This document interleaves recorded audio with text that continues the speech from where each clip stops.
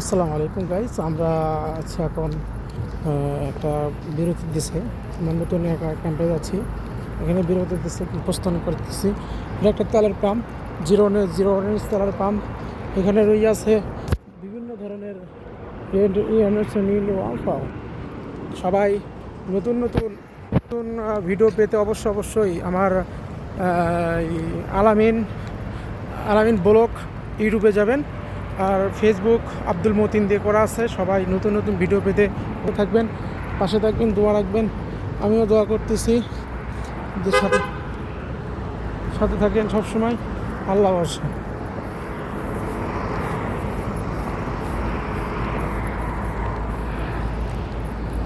নতুন নতুন ভিডিও পেতে